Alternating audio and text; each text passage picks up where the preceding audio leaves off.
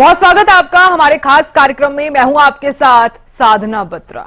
देश की सबसे प्रतिष्ठित लोक सेवा के लिए आयोजित यूपीएससी की परीक्षा में उत्तीर्ण हरियाणा के होनहारों को चंडीगढ़ में सम्मानित किया गया। इस मौके पर सीएम नारसिंह सैनी ने संबोधित करते हुए कहा कि विकसित भारत का जो संकल्प देश के प्रधानमंत्री ने लिया है, उसमें आपका योगदान भी अपेक्षित है। रिपोर्ट आपको दिखाते हैं।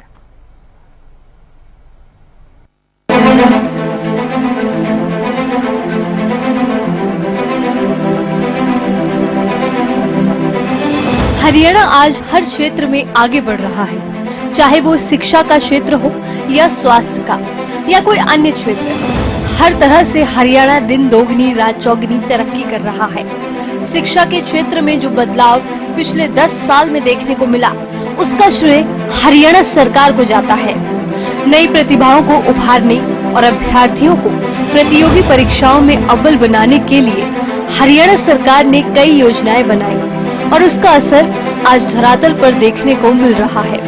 इसी का नतीजा है कि देश की सबसे बड़ी परीक्षाओं में से एक यूपीएससी में आज हरियाणा के अभ्यर्थियों ने परचम लहराया है। इन अभ्यर्थियों को प्रोत्साहित करने में भी हरियाणा की नायब सरकार कोई कोर कसर नहीं छोड़ती। इसी कड़ी में चंडीगढ़ में सोमवार को यूपीएससी में रैंक होल्डर्स के लिए सम्मान समारोह का आयोजन किया गया, जिसमें प्रदेश भर से यूपीएससी में उत्तीर्ण होने वाले अभ्यर्थियों को मुख्यमंत्री ने स्वयं सम्मानित किया। इस कार्यक्रम के दौरान सीएम सैनी ने परीक्षा में उत्तीर्ण हुए छात्रों को संबोधित करते हुए उनको और परिजनों को हरियाणा का नाम रोशन करने के लिए बहुत बधाई दी। कार्यक्रम में पहुंचे सीएम सैनी ने उम्मीदवारों को संबोधित करते हुए कहा कि सबसे पहले तो आप सबको मैं बधाई देना चाहूँगा। आपने पूरे देश में हरियाणा का नाम रोशन किया है। आपको और आपके परिवारजनों को बहुत बहुत बधाई। हम वो व्यक्ति हैं जो धाकड़ हरियाणा से आते हैं। सर्वे भवन्तु सुखिनः, सर्वे सन्तु निरामयाः हमारी संस्कृति और संस्कारों में है। इसलिए जहाँ पर भी आप सेवाएं दें, वहीं पर हरियाणा का नाम रोशन करें, ऐसी मैं आपसे अपेक्षा करता हूँ। हमारे जीवन का जो सफर है, हमने जहाँ पहुँचना था हम पहुँच गए। अब जीवन का सफर शुरू होने वाला है।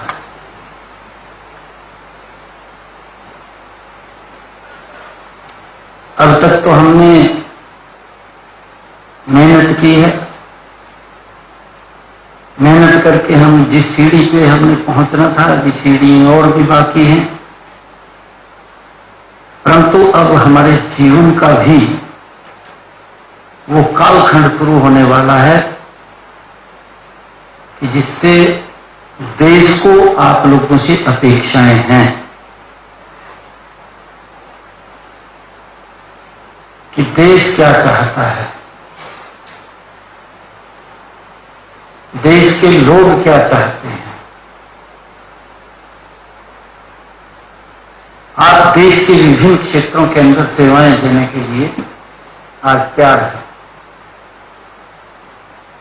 अभी चीफ सेक्रेटरी साहब बता रहे थे कि मैं हैदराबाद से आकर के हरियाणा ने मुझे अडॉप्ट किया है और मुझे पूरा सम्मान मिला है। हम कहीं भी जाते हैं, हमारी एक पहचान बन जाती है। और मैं ये भी कहूंगा कि हम तो वो व्यक्ति हैं जो धाकड़ हरियाणा से आते हैं। हरियाणवी कल्चर हमारे पास है पूरा का पूरा। और क्योंकि अलग अलग स्टेट्स की वहां की बोली भी अलग है और वहां की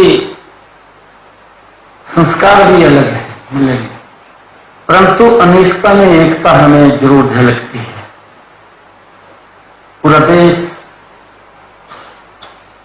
एक ही दिशा में चलने वाला है। कल्चर अलग अलग है, मौसम का भी रंग अलग अलग मिलेगा। ये भारत ही है जिसके अंदर 6 ऋतुएं हैं। आप किसी समय कहीं जाएंगे तो आपको वर्षा भी मिलेगी, आपको बर्फ भी मिलेगी, आपको गर्मी भी मिलेगी, आपको वहां पर अन्य वातावरण भी मिलेगा कि गर्मी भी नहीं है, सर्दी भी नहीं है। ये पूरे देश के अंदर आप लोगों को ये वातावरण मिलेगा। आप सबको मैं बधाई देता हूं। आपके परिवारजन आए हैं, उनको भी मैं बहुत बहुत बधाई देता हूं। आप जीवन में जहां पर भी आप सेवाएं दें, वहीं पर हरियाणा के नाम को ऊंचा करें, ये मैं आपसे अपेक्षा करता हूं। सीएम ने कहा कि देश की सबसे प्रतिष्ठित लोक सेवा के लिए आयोजित यूपीएससी की परीक्षा में उत्तीर्ण हरियाणा के होनहारों को सम्मानित किया। देश का हर 10वां सैनिक तो हरियाणा से है ही, अब सिविल सेवा में भी हरियाणा की भागीदारी तेजी से बढ़ी है। मैं सभी उत्तीर्ण युवाओं को बधाई देता हूं। उन्होंने कहा कि सिविल सेवा में शामिल होना देश के विभिन्न हिस्सों में जाकर सेवा करने का एक अवसर है। प्रधानमंत्री श्री नरेंद्र मोदी जी ने 2047 तक भारत को एक विकसित देश बनाने का संकल्प रखा है। इस संकल्प में आपका भी योगदान अपेक्षित है और निश्चित भी है, ऐसी मैं कामना करता हूं। उन्होंने कहा कि आदरणीय प्रधानमंत्री श्री नरेंद्र मोदी जी का जो एक विजन है कि भारत को 2047 तक विकसित राष्ट्र बनाना है, उस विकसित राष्ट्र के आप सब कर्णधार हैं। हमें भारत को दुनिया का सिरमौर देश बनाना है। स्वामी विवेकानंद जी की कल्पना को कोई साकार का रूप दे सकता है तो वो आपका विजन है।